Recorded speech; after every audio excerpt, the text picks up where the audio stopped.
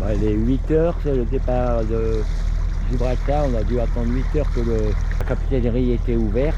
Malheureusement, on est 1 heure et demie en retard sur le bon horaire pour passer que j'avais calculé. Donc, j'espère que ça va aller. Hein. Pour un petit slalom entre les cargos. Il y en a qui bougent, il y en a qui sont stables. Et là, il y en a un paquet quand même. Hein. Vous attendez un colis? Eh ben, il est peut-être là. Il n'y a plus qu'à décharger, quoi. Oh, le nombre de containers. Oh. Même dans la baie, les dauphins, ils sont nombreux. Hein. Au revoir, petit rocher.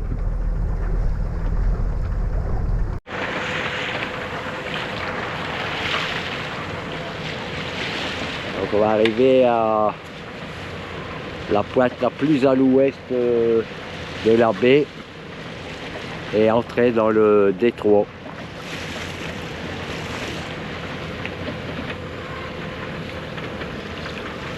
Le soleil au-dessus du rocher.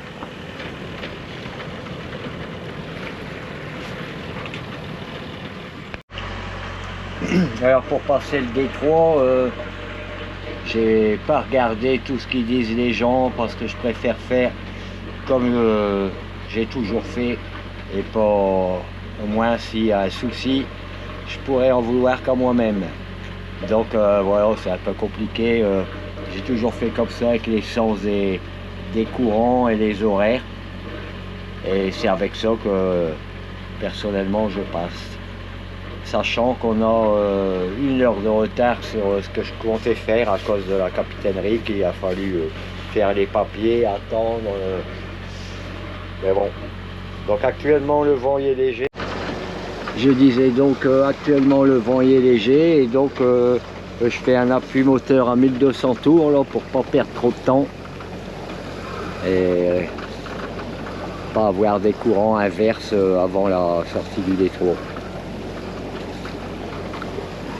On passe les derniers gros morceaux là. Et après on va rester au plus proche de la côte en espérant qu'il n'y a pas des contre-courants parce que ça arrive, je verrai. Et pour rester dans des eaux peu profondes et espérer avoir moins de chances de rencontrer nos amis les orques qui sont plus vraiment des amis à cet endroit-ci. Pendant des dizaines d'années, j'avais toujours voulu voir des orques en mer, mais depuis qu'il y a ces interactions, l'envie m'est passée maintenant. Malheureusement, ça c'est bien dommage, hein, parce que c'était vraiment avant un endroit ici qui permettait de voir des orques et de se régaler à les observer. Maintenant, quand on les observe ou si on les aperçoit, c'est un gros stress qui monte. J'espère qu'on n'aura pas ce stress. Sinon, les conditions de mer à la sortie de la baie là, sont excellentes. Hein. Hier, toute la journée, ça soufflait, on était au port, du vent d'ouest, on a eu jusque 22 nœuds dans le port. J'avais un peu peur que ça aurait pu... surtout que ça faisait plusieurs jours que ça soufflait d'ouest, fait une mer venant de l'océan avec des vagues. Mais là, il semblerait que le vent est tombé vers minuit, hein, donc ça fait déjà 9 heures que le vent est tombé d'ouest. Et puis la mer est bien calme. Donc parfait quoi. Voilà. On arrive au phare.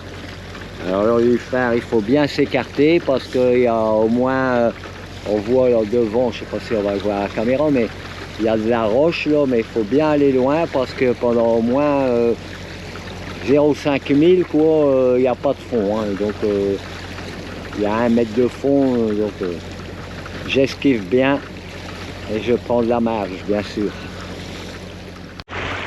Alors, mercredi 17 juillet, il est 9h30. Et là, à partir d'ici, on entre dans le détroit. Dans l'autre sens, quand on sort du détroit, on peut dire qu'ici, on est en Méditerranée.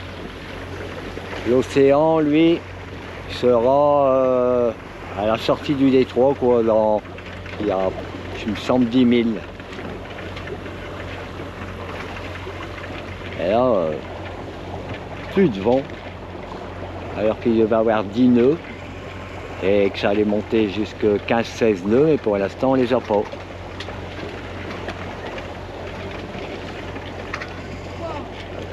En même temps, s'il y a 5 nœuds ou 6 nœuds de vent arrière, là, comme on se déplace nous à 5,5 grâce au courant, parce qu'il n'y a que 1100 tours et on annule le vent.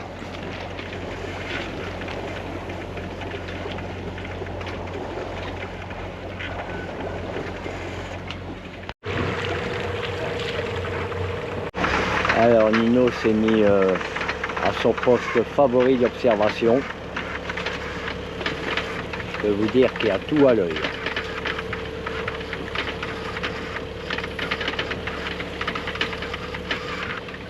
Bon, les caquins, on envoie leurs ciseaux et on passe le détroit de Gibraltar. Et on est à 4 nœuds 2 parce que là, il n'y a plus de courant pendant 1 heure. Ça, c'est pas magique, hein. Alors les conditions de mer sont idéales. Le vent un peu faible, mais voilà, ça le fait, hein. On est bien là. Waouh, c'est génial. « 10 heures, on avance à 5 nœuds 5. Le vent monte. Allez, on est toujours dans le détroit. Avec le Maroc là-bas. Ça commence à souffler là, ça pousse maintenant. Oh, ben on est déjà à 6 nœuds 3 maintenant. Et l'Espagne.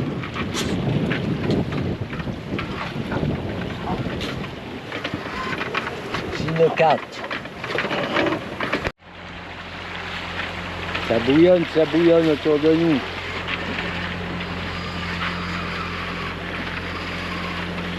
Je remets un coup de moteur là parce que le courant commence, j'ai l'impression, à s'inverser. Et comme normalement le vent d'est va monter à 15-16 nœuds, avec un vent d'est et un courant qui vient d'ouest, ça peut lever pas mal de vagues, quoi. Là pour l'instant ça va, le vent n'est pas trop fort, mais avec le courant comme je vois qui commence à arriver, s'il viendrait avoir 20 nœuds, admettons, ça pourrait lever des vagues fortement serrées et qui pourraient lever. Donc, un petit coup de moteur pour se sécuriser. Là, il y a du bouillon. J'ai remis un peu d'appui moteur là, parce que comme on est en vent arrière, avec le bouillon, le bateau risque d'empanner. Donc je mets un petit appui moteur pour le laisser sur son cap et pas le risque d'empanner. Parce que là, il y a actuellement 18 nœuds de vent, 13 nœuds à l'anémomètre et 6 nœuds de vitesse. Donc on les additionne quand on est au portant comme ça. La mer a bien changé.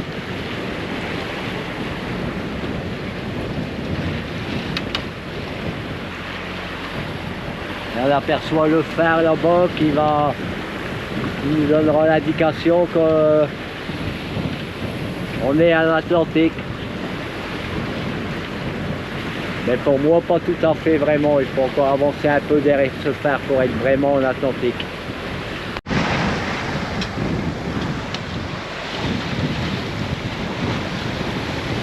Faut pas s'y aller.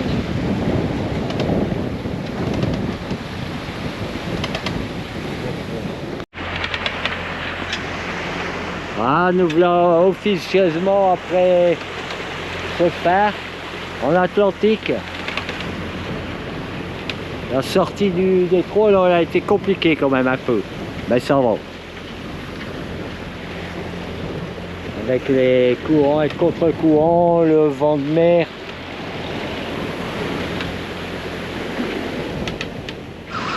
On va voir la Méditerranée, mais on revient bientôt, vous allez, t'inquiète pas. On t'adore la Méditerranée, donc on revient. Voilà.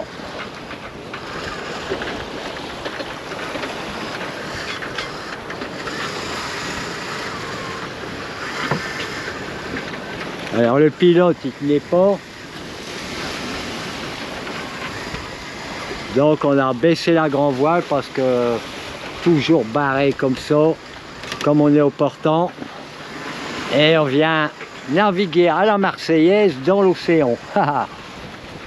On se trouve là, ici, un petit bateau rouge, et on est parti de la Gibraltar.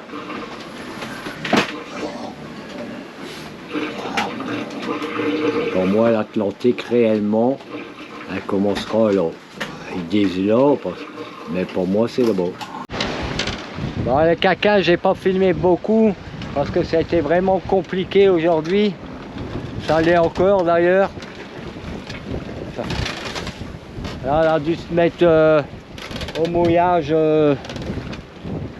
qui, normalement, devait pas avoir trop de vent. Et on a encore des rafales à 28-30 nœuds. Et on est sur le qui-vive que l'ancre ne lâche pas, hein, parce que sinon...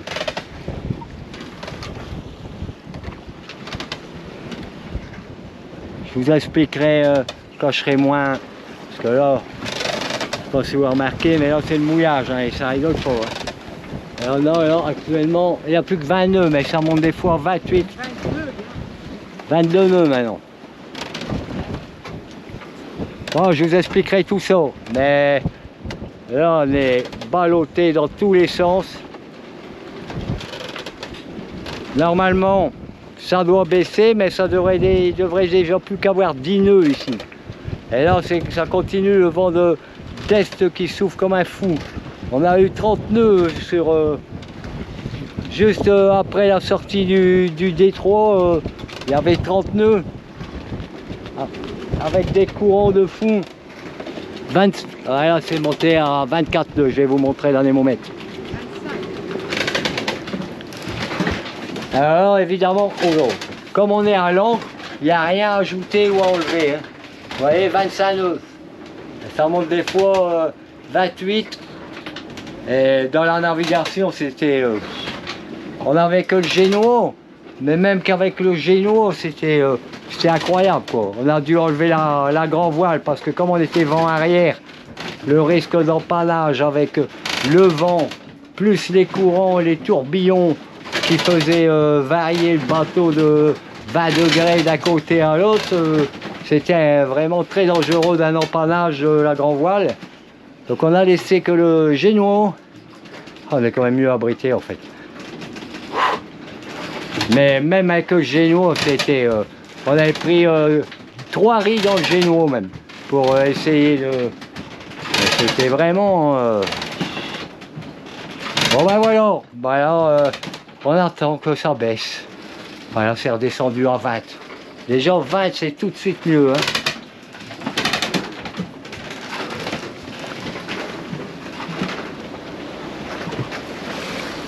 Quand ça aura baissé, je vais peut-être changer de place pour me mettre un peu plus à l'intérieur. Parce que cette nuit, il va y avoir une houle du sud de 70-80 cm. Et cette digue-là, elle protège du sud. Là, j'ai préféré me mettre ici parce que comme ça, j'ai de la marge si l'ancre casse. Derrière, j'ai mis une alerte. side grip. Je sais pas si vous connaissez pas, on met l'endroit où se trouve l'ancre, on met l'endroit où se trouve le bateau. On fait un cercle autour de où on veut pas sortir. Et si ça sort de ce cercle, l'alarme retentit immédiatement. Ce qui veut dire, soit la chaîne a cassé, soit l'ancre y a dérapé, ou soit j'ai pas bien fait mon cercle.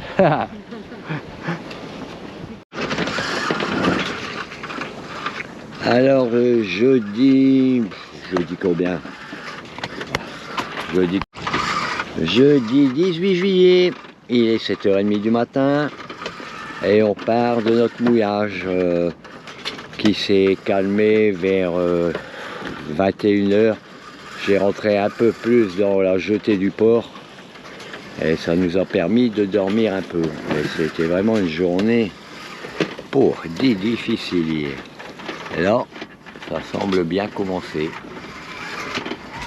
On a un petit vent arrière. Pour l'instant, on a mis que les génois pour sortir et étudier comment la mer se comporte et le vent. Et hier, les prédictions windy, elles étaient bien à côté. Hein. Et quel que soit le modèle de météo, ils se sont tous bien plantés. Yo les caquins. Bon ben, c'est parti, on va essayer d'atteindre où passe ces Cadiz. Pour l'instant on est toujours au Génois parce qu'on fait du 5-4. C'est le réveil. On n'est pas encore, on n'a pas encore super récupéré de la journée d'hier. Donc c'est parfait, comme ça, ça nous convient bien. Je vous montre la voile.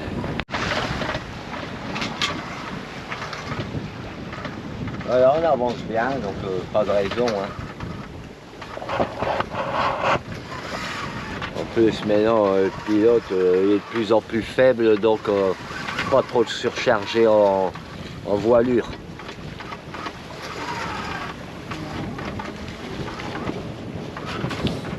Alors évidemment, ce qui nous a posé problème hier et qu'on va continuer, c'est que pour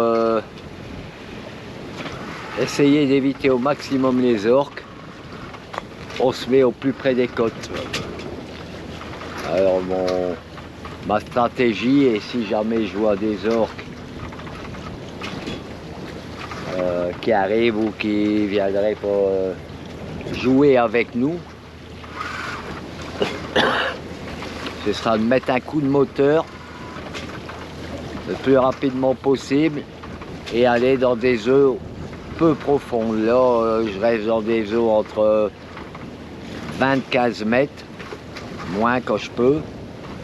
Mais je pense que le fait de partir dans des eaux avec 4-5 mètres de profondeur, je pense que ça devrait les dissuader, hein, parce que ça commence à devenir peu profond pour eux. Et ça, comme ça se trouve à moins de 1 demi-mille, ces profondeurs-là, ça va aller très vite. Hein, dès que je les vois, bouf, je trace le bord. Voilà, le plan de défense, pas d'attaque, hein, mais de défense. Il faut quand même pas se faire bousiller son bateau, hein, ni prendre un risque de prendre une grosse voie d'eau si il tape trop fort dans le safran. Donc voilà le plan de défense. Hein Nino, tu peux rien faire toi de toute manière. T'as peur ou quoi? Je vous montre la vitesse. Ouais. 5,2, 5,5, 5,4.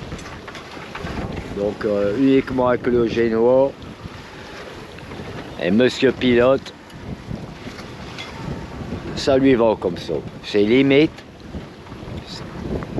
Donc on préfère aller coupe que le pilote nous mène plutôt que comme hier avoir dû barrer difficilement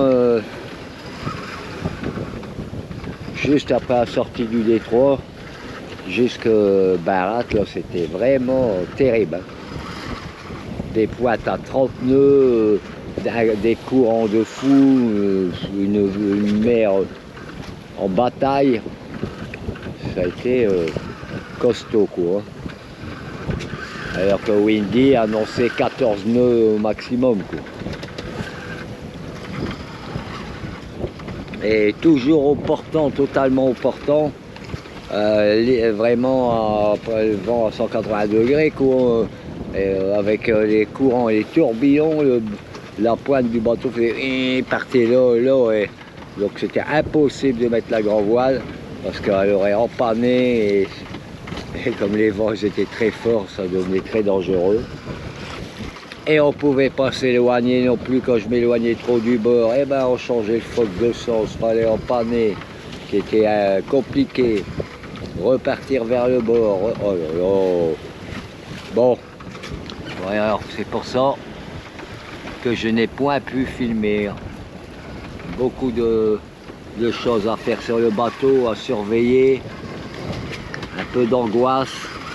Donc c'est beaucoup mieux aujourd'hui quand même, je me sens beaucoup mieux.